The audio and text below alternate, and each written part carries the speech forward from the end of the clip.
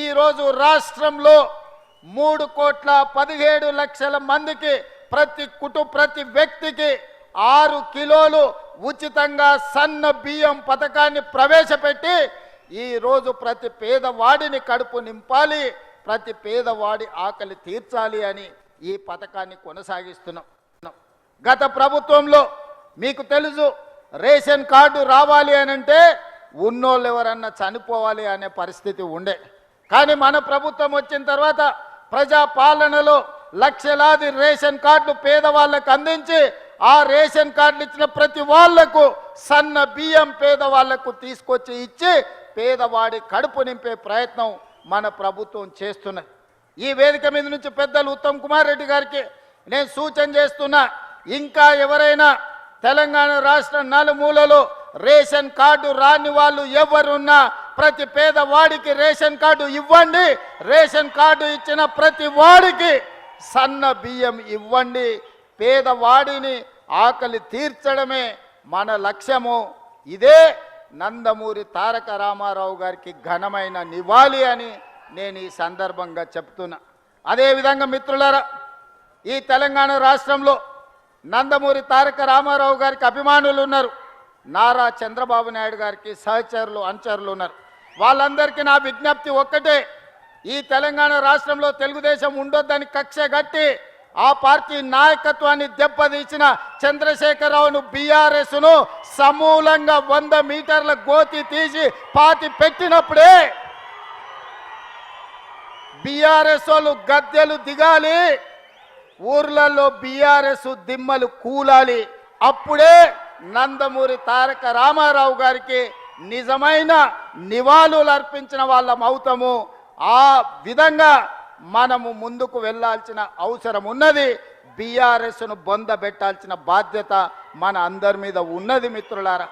అదేవిధంగా రెండవ వ్యక్తి ఉచిత కరెంటును అందించిన వాడు, ప్రతి పేదవాడికి ఇందిరమ్మ ఇల్లు ఉండాలి అని 2004 సంవత్సరంలో ముఖ్యమంత్రిగా మొట్టమొదటిసారి బాధ్యత చేపట్టిన ఎల్బీ స్టేడియంలో మొదటి సంతకాన్ని రైతులకు ఉచిత కరెంటు ఇవ్వాల్సిందే. తెలంగాణ రైతాంగాన్ని ఆదుకోవాలి. కాలిపోతున్న మోటార్లు, పేలిపోతున్న ట్రాన్స్ఫార్మర్లను అన్నిటిని కూడా సరిదిద్దాలి అని ఉచిత కరెంటు మీద మొట్టమొదటి సంతకం పెట్టి ఆనాడు ఉచిత కరెంటు రైతులకు ఇవ్వడమే కాకుండా దాదాపుగా 1300 కోట్ల రూపాయల రైతుల బకాయిలను రద్దు చేయడమే కాకుండా వేలాది రైతుల మీద ఉన్న క్రిమినల్ కేసులను రద్దు చేసి మొదటి సంతకం పెట్టింది డాక్టర్ వైఎస్ రాజశేఖర్ రెడ్డి. వారి స్ఫూర్తిగా ఆనాడు 7 గంటలు ఉచిత కరెంటుతో ప్రారంభమై ఈనాడు పేదలకు రైతులకు 24 గంటల వ్యవసాయానికి ఉచిత విద్యుత్తును ఇవ్వడమే కాకుండా ఈనాడు మిత్రులు బట్టి విక్రమార్క గారి శాఖలో ప్రతి పేదవాడి ఇంటికి 200 యూనిట్లు ఉచితంగా కరెంటు ఇవ్వాలని 52 లక్షల పేదల కుటుంబానికి 200 యూనిట్లు ఉచిత కరెంటు, ఈరోజు 30 లక్షల పంపు సెట్లకు 24 గంటల ఉచిత కరెంటును ఈరోజు మనం అమలు చేస్తున్నాం. ఆనాడు 2004 నుంచి 2014 వరకు 10 సంవత్సరాలలో ప్రతి పేదవాడికి తండాలలో, గూడాలలో, మారుమూల పల్లెల్లో ఇందిరమ్మ ఇండ్లు కట్టాలి, పేదవాడి ఆత్మ గౌరవాన్ని నిలబెట్టాలని 25 లక్షల ఇండ్లను ఆనాడు డాక్టర్ వైఎస్ రాజశేఖర రెడ్డి గారు యూపీఏ ప్రభుత్వంలో సోనియా గాంధీ గారు పేదలకు ఇండ్లు ఇచ్చారు. మరి తెలంగాణ వచ్చిన 10 సంవత్సరాలలో డబుల్ బెడ్రూమ్ ఇండ్లు అని మనల్ని ఊరిచ్చిండు. మీకెవరికైనా డబుల్ బెడ్రూమ్ ఇల్లు ఇచ్చిండా అని నేను అడుగుతున్నా. ఎవరికైనా వచ్చిందా? ఎవరైనా డబుల్ బెడ్రూమ్ ఇల్లు కట్టుకున్నారా?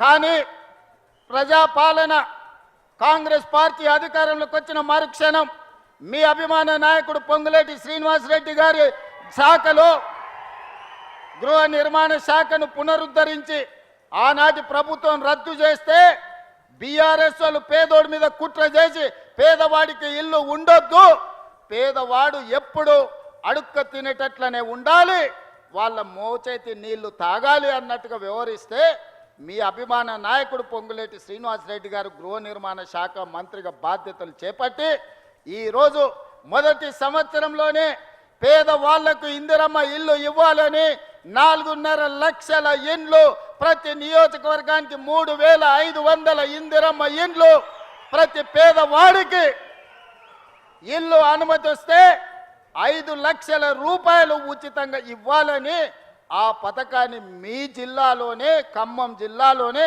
భద్రాద్రి రాముల వారి సాక్షిగా మనం ఆ పథకాన్ని ప్రవేశపెట్టుకున్నాం. గృహ ప్రవేశాలు కూడా మళ్ళీ ఇక్కడనే వచ్చినాం. సన్న బియ్యం ఈ పథకాన్ని ఒక గిరిజనుడు ఇంట్లో నేనే స్వయంగా ఖమ్మం వచ్చి ఏ బియ్యం అయితే మనం ఉచితంగా ఇస్తున్నామో ఆ బియ్యంతోనే వడ్డిస్తే ఆ బియ్యంతోనే అన్నం ఈ ఖమ్మం జిల్లాలోనే నేను తిన్నా.